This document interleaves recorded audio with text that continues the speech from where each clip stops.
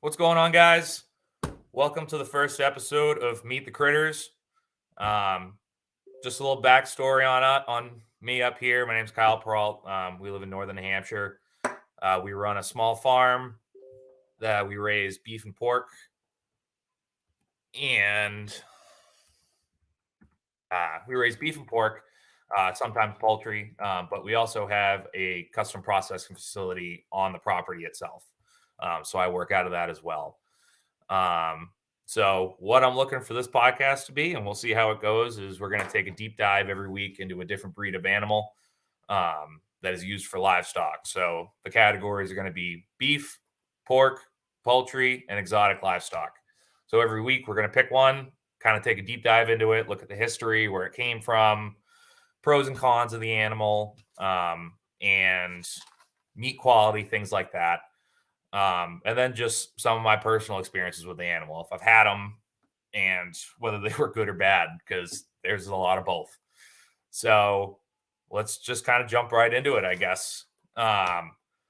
This week we're going to do Hereford cattle. I've had a handful at this time. I'm fairly new to cows as well, but I think pretty sure every one of the cows I've had have been a Hereford cross.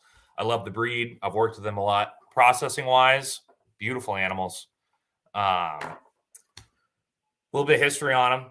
They were from Herefordshire, England. So that's a hard one to say, but we figured it out. The indigenous cattle actually that were there were like a reddish gray color, which is kind of similar to what they are now.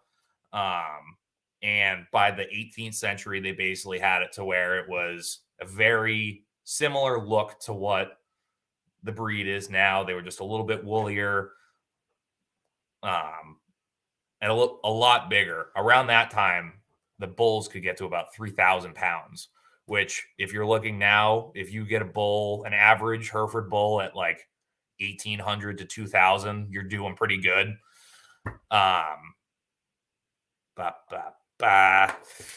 Sorry, guys. This is going to be rough for the first couple episodes. I'm going to pre-warn you now, but for those who stay, I absolutely appreciate it. So, right. So, by the end of the 18th century, the farmers really started ramping it up.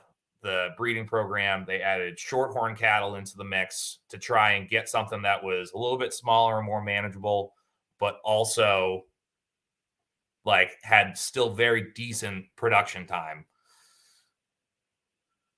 And at that point, they had started almost getting to like a grayish brown color that kind of like went off for a bit. But the final breed of what we know now was like finalized around the 19th century.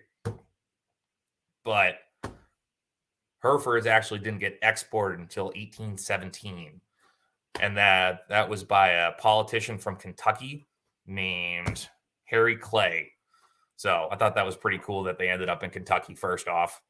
But now at this point, you can basically find Herefords in every part of the world. They have big herds in Finland, Russia. It's actually New Zealand's highest population level of registered livestock is Hereford cattle. I thought that was pretty cool. But basically, this breed can go just about anywhere. Like, they're pretty hardy animals. Mom tested. Thanks, guys. No, so they export into Australia. They do very well in arid environments, but also at the same time, they were bred and evolved in England, which was somewhat lush, but also had its downtimes as well. So they've pretty much pushed the limit to them. They're a fantastic production breed animal. If you've ever worked with them, you know, like they're just a super docile critter. We've got a 5-month-old Hereford Jersey calf out there right now, and once they warm up to you, they are just sweethearts. Like, he just runs up, looks for belly rubs, all of it. You got to be careful; he'll knock you over. But yeah, no, they're great. And hold on, Melody, I see you. Hey, watch from Cincinnati. My husband Drew loves you guys. Awesome. Thanks for coming in. Where was I? Right. So Herefords are also a really good breed for putting into a herd. Like if you have something, the primarily one they do is they introduce Hereford steers or Hereford bulls, apologize, to an Angus herd. Adding Hereford genetics into something like that is fantastic. They just have, they're a little bit of a bulkier animal and they're just resilient. Actually, I looked at a study. Yeah, it was in 2007. It was a college. They introduced multiple Hereford bulls into their Angus herd. And over a 10-year period, they actually increased the herd size by about 20% just because of the fertility and the longevity of the animals. So something like that, it's hard because up here in New Hampshire, you're raising a cow for like 2 years minimum just because of our winters, because half the year you're just feeding them just to keep weight on them. But when you have something that's a little bit cold weather tolerant like them, it helps out a ton. But they're just, like I said, they're just super calm and docile. You can really work with them. I had never worked with cows at all until I got into my professional life of butchering.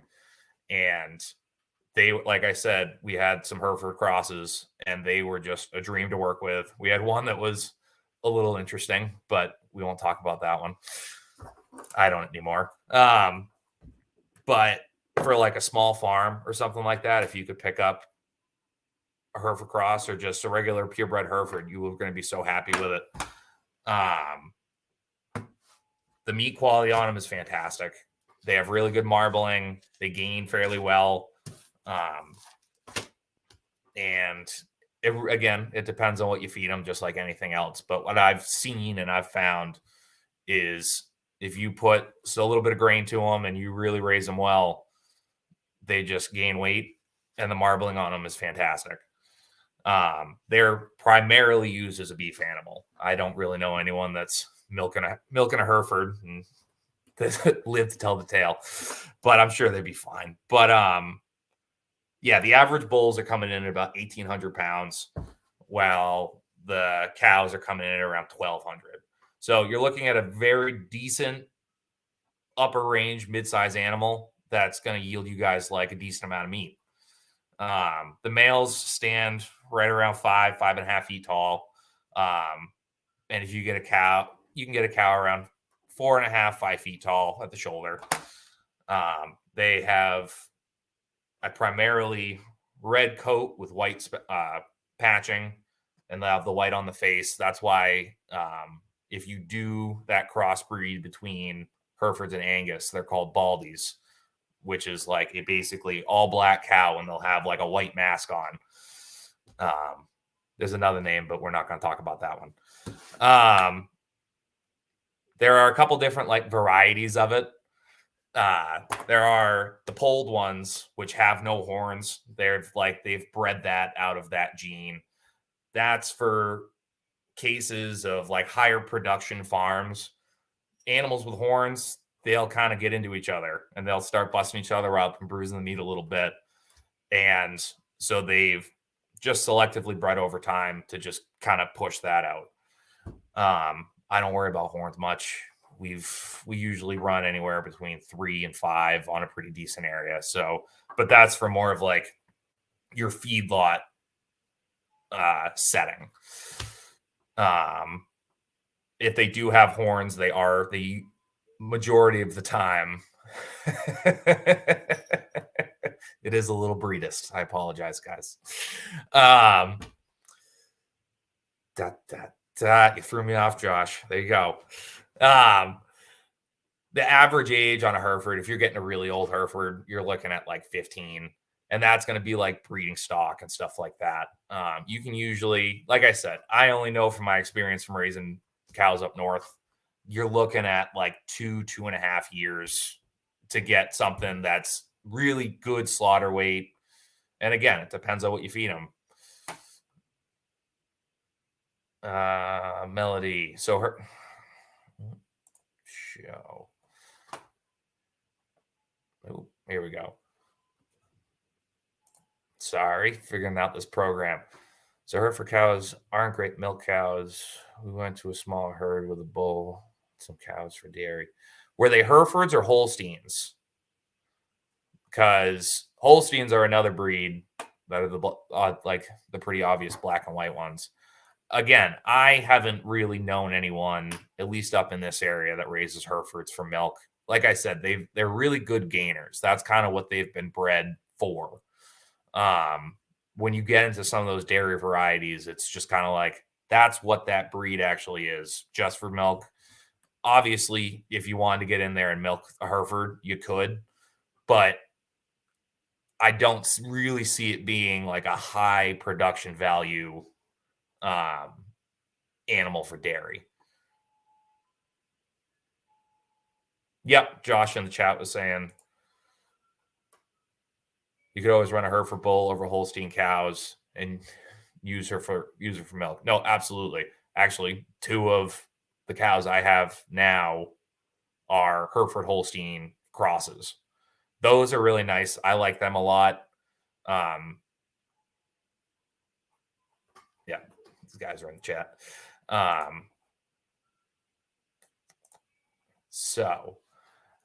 actually really do like the Hereford Holstein mix. You get something that, like I said, you take a Hereford, which is very compact, good muscle grouping, just kind of like a bruiser of an animal, and then you take Holsteins, which are just bigger animals in general. Like they're just large boned animals that are going to get to decent size.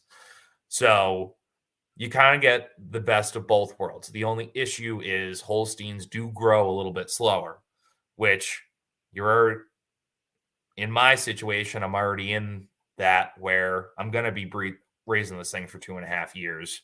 I'd rather have the really good meat quality and just the stability of the Herefords mixed with that size of the Holsteins. So, and again, when it really comes down to all this, it's about what you feed them as well. If you're feeding them crap hay, you're not going to get the product that you're looking for. I do grain mine, but it's maybe a half a bucket a day across three cows. Like I just do it to have a little fill for them and just kind of hopefully get a little base for that marbling to go on. Again, they're still on my winter paddock right now, but they're going to be going on. We have 2 pastures at the moment that they graze on. Hopefully 3 by the end of the summer. But again, I know there's a big argument, and I don't intend to get into this argument on my first show about graining out cows and grass-fed beef, but yeah, that's a fun. We'll get into that. I promise that will be a discussion on this show, but it's not going to be tonight. Let's kind of look at some of my notes here for a minute.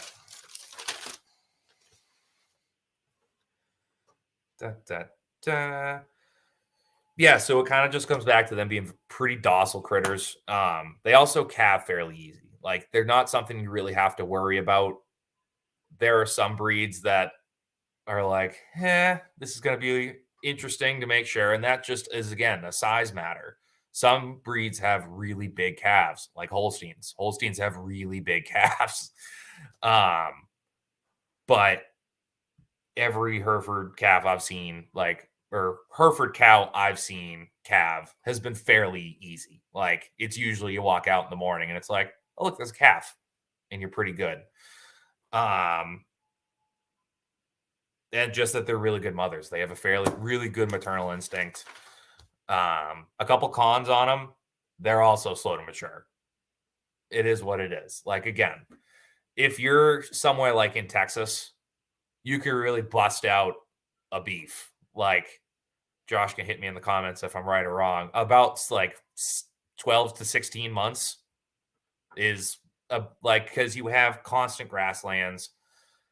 You have hay production most of the year, and it's just easier. Where I'm at, it's probably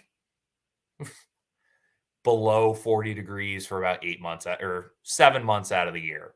So it's a little tough to have constant grazing area when there's 2 feet of snow on the ground. So um, another thing is if you have like one of those older animals, like for breeding stock or something like that, they are prone to eye cancer. And some animals do have issues when it comes to their feet and legs.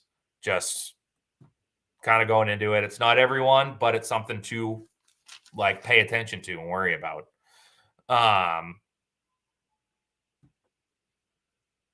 yeah, no, I did not take enough notes to figure this out, but all right, what's right?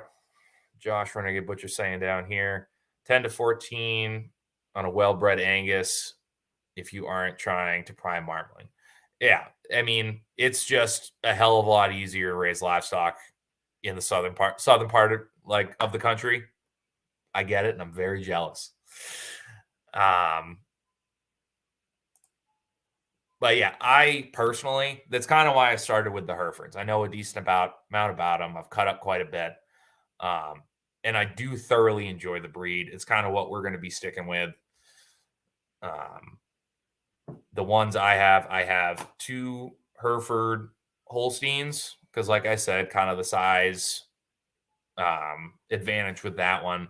And then we do have the 5-month-old that's out there is a Hereford Jersey mix, and I am really enjoying that one.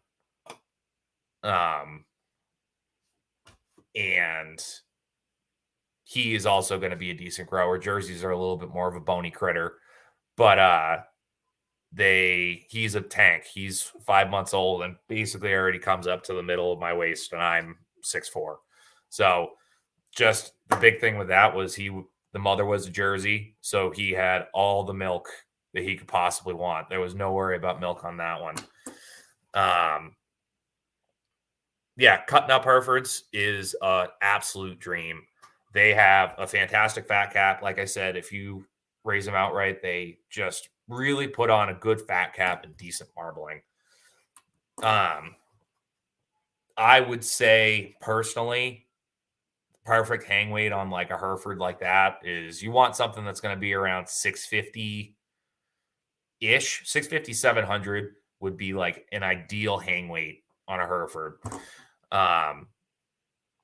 And around that size is really when they start to marble really, really well. And a lot of people think it is that last, like because there is the rule.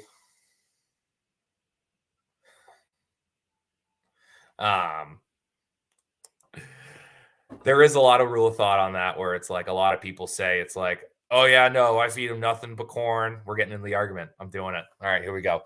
There's a lot of people out there that it's like, all right, last 4 months, you feed them a little bit of hay and a shit ton of corn. That's what you do.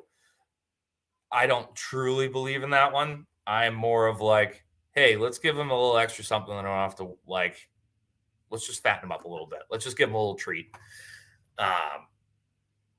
But yeah, there's a pretty big fight on that, and especially when it comes to the grass-fed world. And they were designed to eat grass and only grass. Like I do understand that, but yeah, they eat the corn and it makes them fat, and the fat tastes good. So that's what we're going with.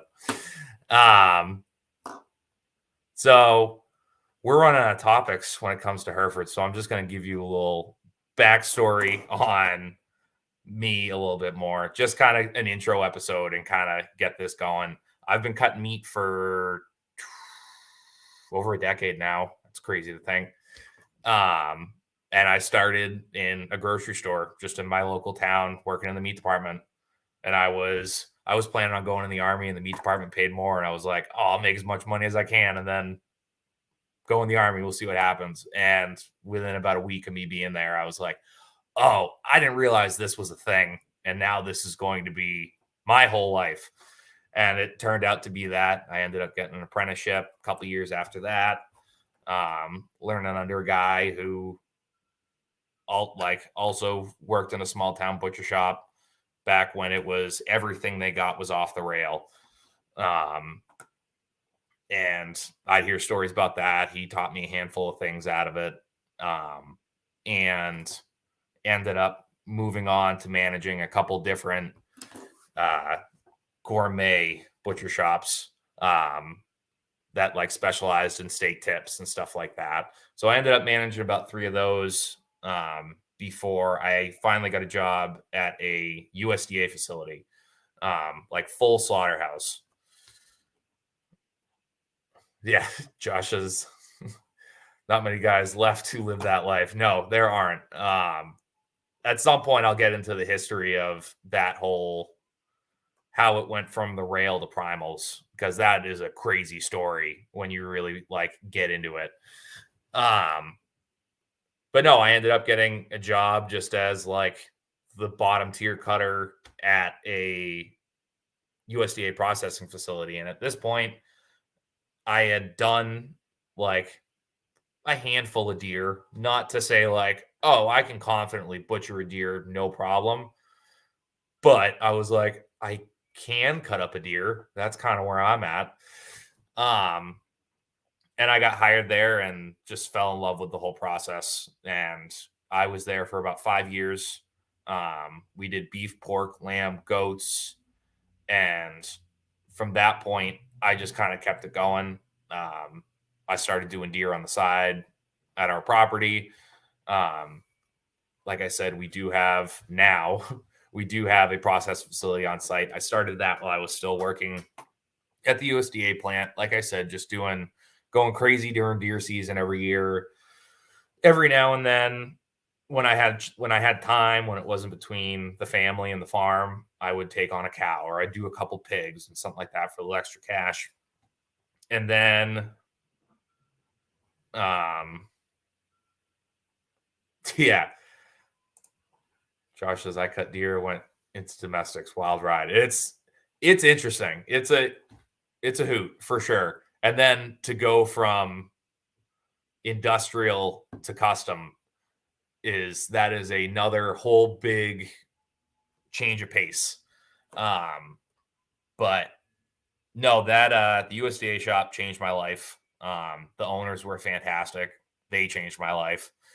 But they taught me a lot. And pretty much right in the middle of COVID, I was or actually the tail end of COVID. I lived an hour away from the shop.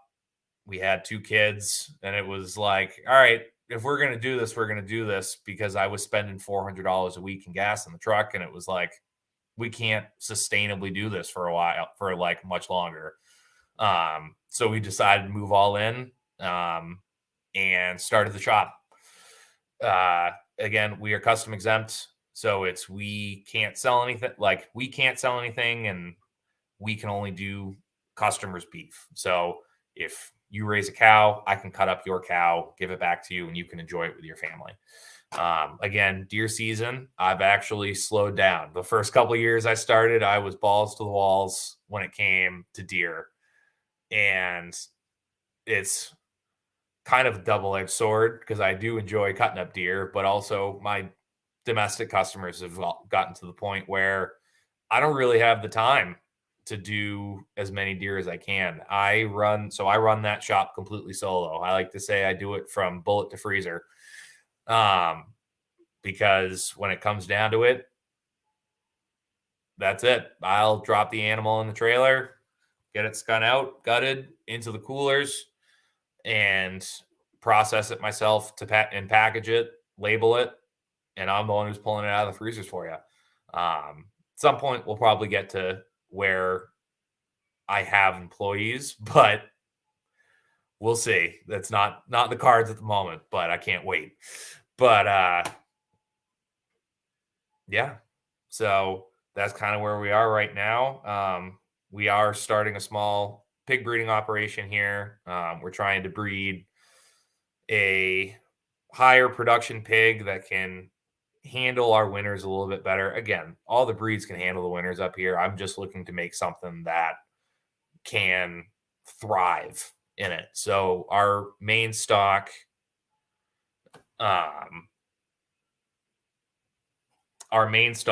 is Hereford gilts. I've had fantastic luck with them. They're just little bulldogs of pigs. They just are tanks. So I started off with them, and our boar currently, his name is Senor, he is a Ossabaw Island hog and Mangalitsa cross. So my wife refers to him as Murder Pumbaa because he's about 450 pounds and looks like pretty much if you've ever had a nightmare of a wild boar attacking you, that's exactly what he looks like. But as soon as you pet behind his ears, he's on his side waiting for belly rubs. He's the sweetest thing in the world. So this is my first year breeding pigs, and that has been a wild ride. And it's very interesting. I'm going to be doing a whole bunch of videos when it comes to them on this YouTube page that this is streaming on. At Backwoods Butcher 603 on YouTube is the link to get to this if you're listening on any of the audio accounts.